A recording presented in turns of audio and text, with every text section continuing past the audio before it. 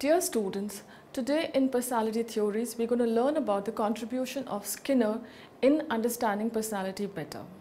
In this module, you shall be able to learn about the origin and basic ideas of Skinner's behaviorism, learn about the life incidents that helped in shaping Skinner's work and career, identify the key difference in Watsonian and Skinnerian behaviorism, and also evaluate major strengths and weaknesses of Skinner's behaviorism.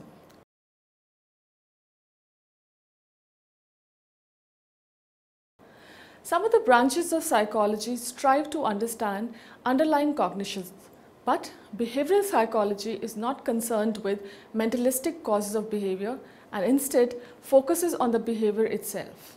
Behavior analysis is rooted in the behaviorist tradition and utilizes learning principles to bring about behavior change. Let's start with the analysis of behavior. There are two major areas of behavior analysis, one experimental and the other applied.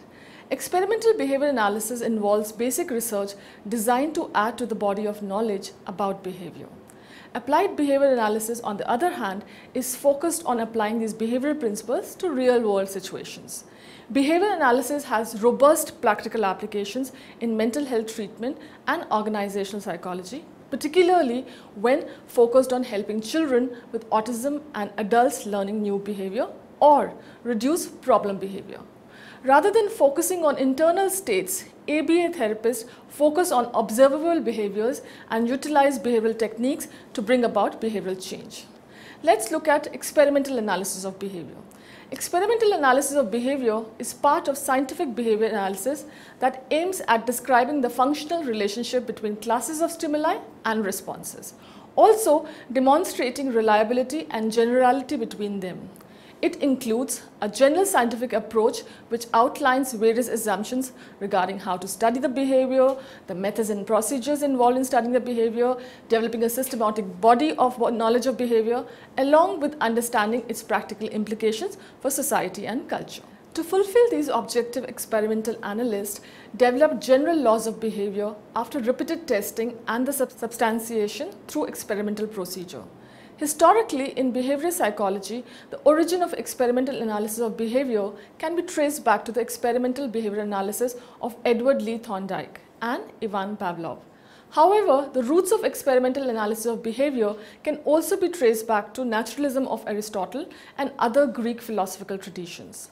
Pavlov contributed to the experimental analysis of behavior through his work on classical conditioning, while Thorndike, through his experiments, developed many laws of behavior that work like guiding principles of later behaviorist theory.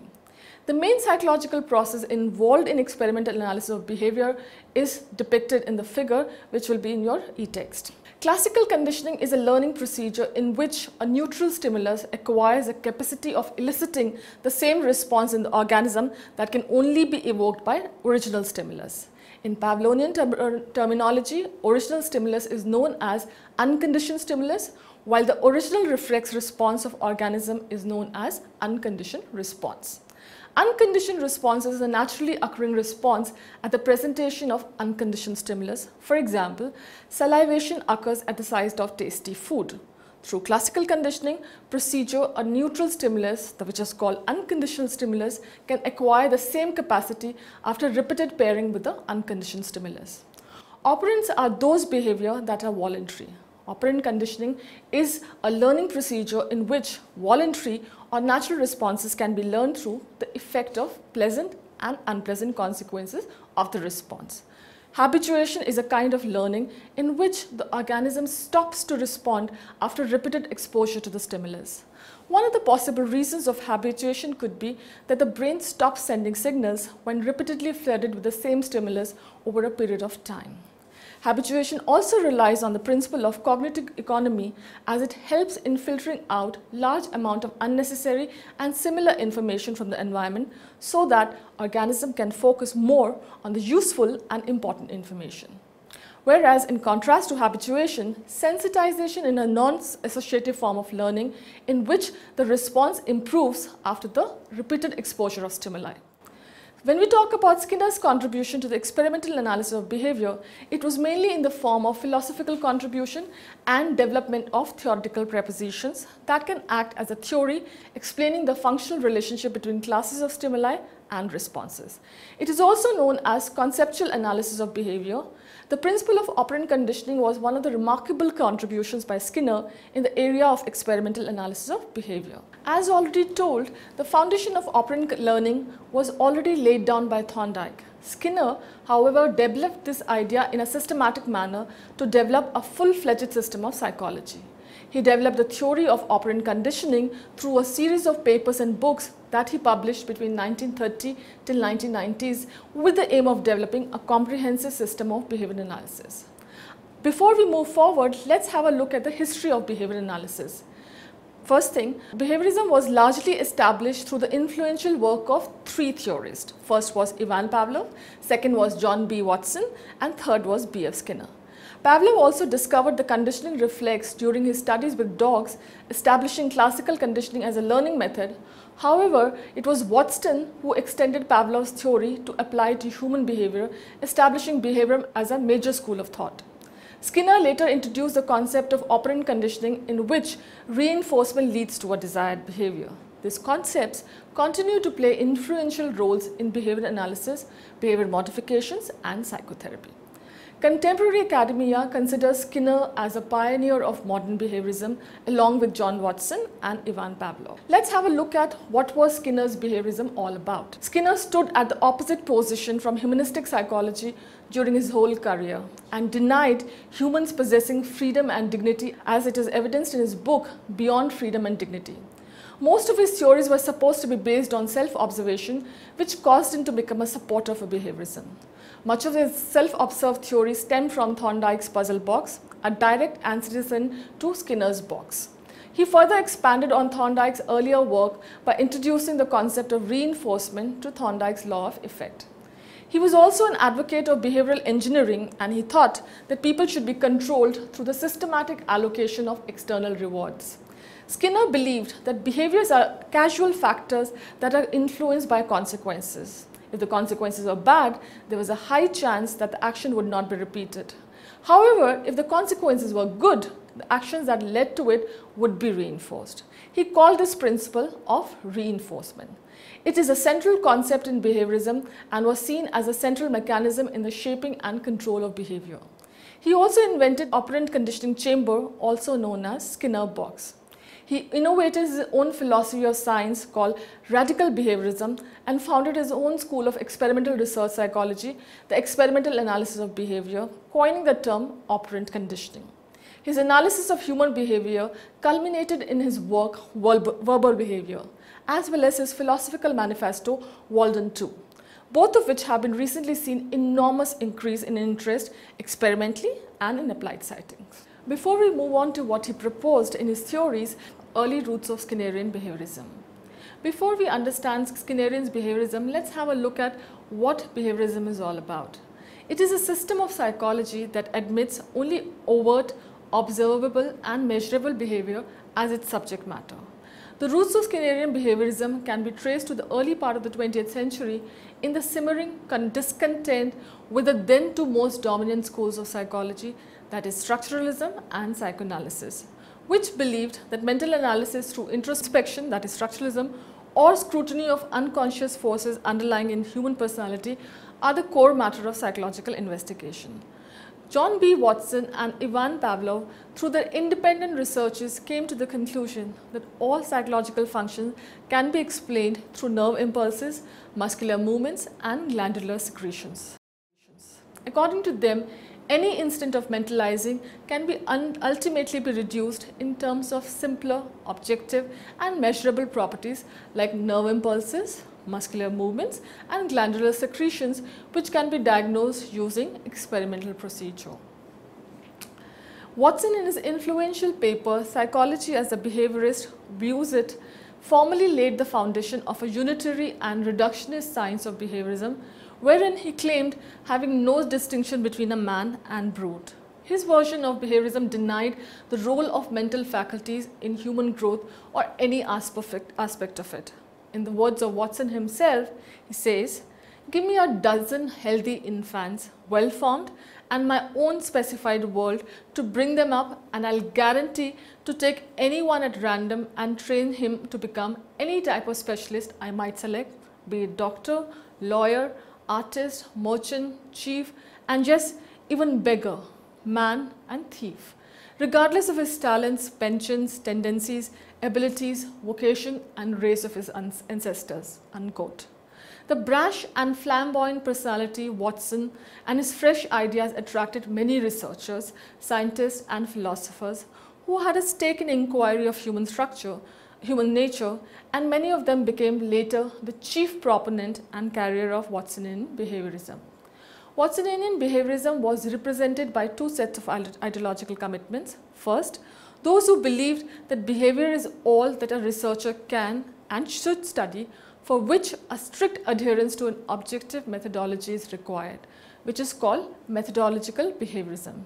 Second, those who held a metaphysical position that there is no such entity like mind at all, which was called metaphysical behaviorism. The latter type of behaviorism was represented further by Skinner, who totally rejected any reference to mental events or consciousness and later founded his own school of radical behaviorism. Let's have a look at a brief biographical sketch of Skinner. He was born on March 20, 1904 in Pennsylvania, USA. His father was a lawyer and his mother a housewife who attended to him and his brother at home. His early life was affectionate and stable, and he developed a liking for learning and doing innovative tasks early in his life, like building toys, wagons, model airplanes, etc. He studied in the same school where his father studied and excelled in studies. He did his graduation in English from Hamilton College, and after a gap did post-graduation and doctorate in psychology from Harvard University. Although Skinner was a bright student, but like many creative and independent scholars, he was not very happy with his student life. He also harbored the literary interest and dreamed of becoming a writer in his early career days. According to a story shared by Schulz and Schulz, Skinner participated in a summer poetry writing workshop wherein his poetry received positive comments from famous poets like Robert Frost. However, Skinner could not do much progress as a writer in spite of investing around 2 years to it. After this, he tried to establish himself in the field of consulting psychiatry, but he failed there too. As this was not enough, he failed in his love life too. Around half a dozen women had rejected him. So, in a nutshell, this is what briefly is what Skinner's life all about. Now let's move on to Skinner's radical behaviorism. Radical behaviorism seeks to understand behavior as a function of environmental histories of reinforcing consequences. Such a functional analysis makes it capable for producing technologies of behavior. This applied behaviorism lies on the opposite side of the ideological spectrum as a field of cognitive science. Unlike less austere behaviorism, it does not accept private events such as thinking, perceptions, and unobservable emotions in a casual account of an organism's behavior. It is a philosophy of science developed by Skinner which offers an experimental analysis of human-animal behavior. Skinner called his kind of behaviorism radical because radical means root, and Skinner thought his behaviorism is a thoroughgoing and deep behaviorism. The major features of radical behaviorism, we'll look into it one by one. According to Leahy, the major contributions of Skinner can be summarized under 3 broad categories. First, the philosophy of radical behaviorism. Second, the selection of experimental analysis of behavior. And third, the interpretation of human behavior from the perspective of radical behaviorism or experimental analysis of behavior. These are discussed in the following section. We'll look into it one by one. First is the philosophy of radical behaviorism. Skinner offered his philosophy of radical behaviorism in a research paper titled A Critique of Psychoanalytic Concepts and Theories, in which he criticized Freudian mentalistic apparatus, id, ego and superego, and attendant mental process that often used to explain human behavior. Skinner was so influenced by the radical empirism of Francis Bacon and descriptive positivism of the German physicist Ernst Mach. Based on such intellectual traditions, he developed the philosophy of radical behaviorism, which had the following features. First, truth is to be found in observation only, in the does and doesn't, rather than in the interpretation of our observations. Secondly, a reflex is not an entity inside an animal, but merely a convenient descriptive term for a regular correlation between stimulus and response. By this, it simply means that radical behaviorism rejects any hypothetical entity like mind or consciousness. Mind is not an entity in its own rights, it's just a descriptive term according to it. Thirdly, evolutionary influence from Darwin's theory. According to Darwin's theory, a species through evolution inherits only those traits that help in the adaptation and survival. Similarly, Skinner also believed that an organism produces a variety of behavior but learns to repeat or retain only those that lead to favorable consequences or reinforced. The reinforced behavior helps in adaptation and survival, and non-reinforced behavior gradually disappears from organism behavioral repertoire. Point number 4, which was non-realism. Skinner's radical behaviorism was a straightforward extension of non-realism into psychology. Organism perceives the physical world directly, and internal mental world is a hypothetical concept that does not exist. Fifth point which he raised was functionalism. An organism's behavior is a function of environment to which the organism responds. The next point, environmentalism. It is the environment which provides the stimuli that elicit behavior as well as alter the probability of behavior. Behavior is a locus of environmental stimuli. Next function that he spoke about, or aspect that he mentioned, was mutual influence. Radical behaviorism's adherence to environmentalism does not mean that organism just passively reacts to the environment. The relationship between organism and environment is interdependent, reciprocal, and has mutual influence. Eighth point that they mention is that all behavior is determined. Radical behaviorism denies the agency of free will or choice and is of the view that all behavior is determined. Science is not possible with entities that home free choice. And the last point that radical behaviorism proposed is inductive idiographic approach. Skinner used an inductive approach and made generalizations based on particular instances studied and observed over a long period of time. Now let's look at an experimental analysis of behavior.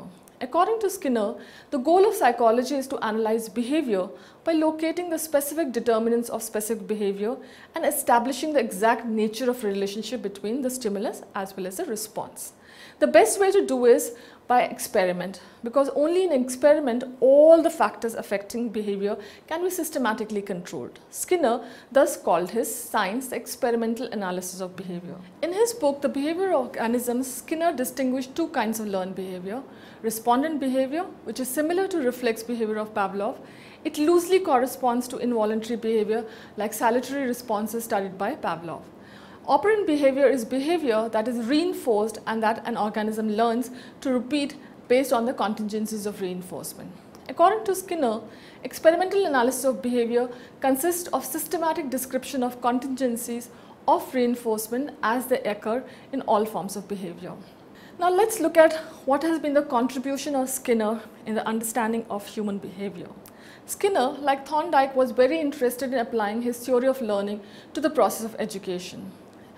According to Hergen and Olson, the method of program learning, person-aligned system of instruction, and online learning are part of Skinnerian legacy, for which the field of education will forever remain ever indebted to him. These techniques are based on Skinner's approach that learning proceeds most effectively when the information to be learned is presented in small steps and the learners are given immediate feedback about the progress, as we have done in our modules. Skinner's method allows learners to learn at their own pace.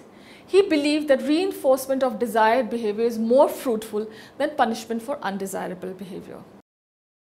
Let's look at what the contribution of Skinner has been in the area of education. He pioneered the science of behavioral analysis and positive reinforcement as an educational tool. For him, the foundation of behavioral analysis becomes the control of experimental variables. He explicitly or implicitly addressed all 7 dimensions of applied behavior analysis. These principles comprise the pure science of behavior analysis. That means the principles used to describe how the behavior is lawful, observable, and measurable and has an impact on the environment have been adapted into teaching methods on those principles. Skinner also influenced education as well as psychology in both his ideology and literature. In Skinner's view, education has 2 major purposes. First is to teach repertoires of both verbal and non-verbal behavior, and secondly, to encourage students to display an interest in instruction. He endeavored to bring students' behavior under the control of the environment by reinforcing it only when particular stimuli were present. Behavioral techniques are still widely used in psychotherapy, counseling, education, and even in parenting. Skinner also had a vision for creating a better society. He believed shaping behavior of people to create a better society. Skinner was a behavioral engineer who offered his own technology of behavior through which we can shape the behavior of people to the level of desirability. For Skinner, behavior can be shaped through a series of successive approximations by selectively reinforcing certain responses and not reinforcing others. Skinner in his two books, Volume 2 and Beyond Freedom and Dignity, are the examples of his commitment to create a better society based on the principles of learning. His idea of autonomous man has important implications for modern concept of self as incorporated in humanistic psychology. But like most of the theorists, he also has been criticized and they were mired in certain controversies because of his proposition. Skinner was a radicalist par excellence, and in many ways he stood above his competitors. He commands a large followership. Skinner's followers are called Skinnerian, and some of his followers worship him as a demigod. Often critics of Skinner are more critical and less correct. William O'Donoghue and Kyle E. Ferguson have put criticisms about Skinner in two categories. One they call invalid criticisms of Skinner, and the second they say is valid criticism of Skinner. These are briefly outlined in the text so that you could understand it better. We'll briefly look into them one by one. First, we'll have a look at what are the various invalid criticisms of Skinner. The first one being, the Skinnerian science of behavior does not deal with the consciousness, cognitive processes, feelings and states of mind. The second criticism which comes his way is, the Skinnerian science of behavior ignores endowments and maintains that all behavior is learned within lifetime. The third criticism is that the science of behavior ignores intention and purpose. The fourth one says that the Skinnerian science of behavior does not deal with the self or sense of self or personality.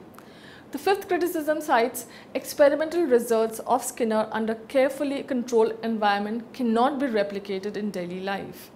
The sixth one says that Skinner's analysis of culture is necessarily anti-democratic because the relationship between experimental subjects is manipulative.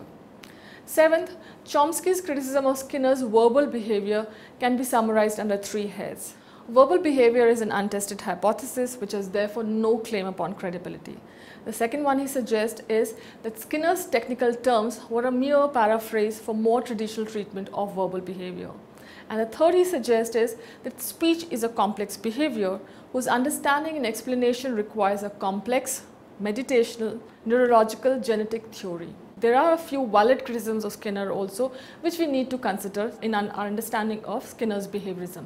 The first one being, Skinner's behaviorism is a theoretical, mere description and is insufficient to guide research.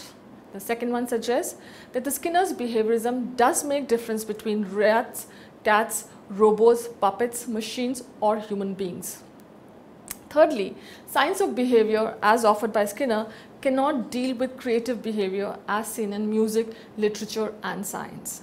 Fourthly, Skinner's analysis of punishment is at best only partially true. The fifth criticism is Skinner's experimental analysis of behavior has limited relevance to a complex human behavior. The sixth one says that the science of behavior given by Skinner cannot adequately understand, predict or control the behavior of any species without knowledge of its instinctive patterns, evolutionary history and ecological niche. The two ex-associates of Skinner, Marion Blelen and Keller Brelin, published a book in 1961 titled The Misbehavior of Organisms, which seems a parody on the title of Skinner's first major work, The Behavior of Organisms, published in 1938. Brelin and Brelin found an instinctual drift in the various animals trained by them like raccoons, reorder pigs, chickens, etc.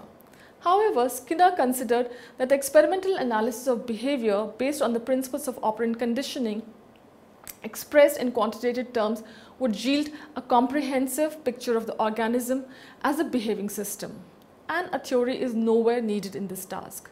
In one of his articles, A Case History of Scientific Method, he outlined the virtues of hit and miss process. According to Skinner, if a scientist finds that one line of research is working, he can shift to another in a trial and error fashion.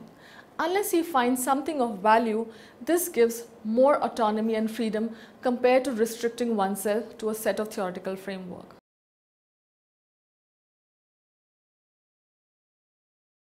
According to Brennan, it is not right to say that Skinner's approach of learning was atheoretical. Brennan has cited 3 elements of scientific theory construction given by Marx in his book of Theories in Contemporary Psychology, which also distinguishes scientific theory from art subjects, which you will learn in your due module. According to Brennan, although Skinner's positivism did not admit any constructs, but some constructs consist of loose assumptions about the nature of environment control are implied. Again, given the acceptance of environmental detrimency, testable hypotheses are generated by the Skinnerian system as well. According to Leahy, when Skinner asked, "Are theories of learning necessary?" and answered no. He did not intend to eschew theorizing. What he rejected was theory that refers to the unobserved hypothetical entities. He considered them as fiction, be the ego, cognitive maps, or apperception. He accepted theory in which the machine sense as being summary of the ways in which observable variables correlate, but no more. So what we have learned in this module, we need to summarize so that you could understand and retain it better. So let's look at point one by one. The first thing that we have learned through this module is that behaviorism is a system of psychology that admits only overt, observable and measurable behavior as its subject matter. The second, there are 2 major offshoots of behaviorism. One is classical behaviorism led by John Watson, and second is neo-behaviorism led by B.F. Skinner. The science of behaviorism, formally founded by Watson in 1913 with his influential paper Psychology as a Behaviorist, views it. Radical behaviorism, on the other hand, is a philosophy of science developed by B.F. Skinner, which offers an experimental analysis of human-animal behavior. According to Lee, the major contributions of Skinner can be summarized under 3 broad categories: the philosophy of radical behaviorism, the selection of experimental analysis of behavior, and the third one is the interpretation of human behavior from the perspective of radical behaviorism and experimental analysis of behavior. Skinner also believed in Darwinian idea of evolution and survival. According to him, an organism produces a variety of behavior that learns to repeat or retain only those that lead to favorable consequences or reinforced. The reinforced behavior helps in adaptation, and survival of non-reinforced behavior gradually disappears from organisms' behavioral repertoire. Skinner believed in shaping of behavior to create a better society. He was a behavioral engineer who offered his own technology of behavior through which we can shape the behavior of people to the level of desirability.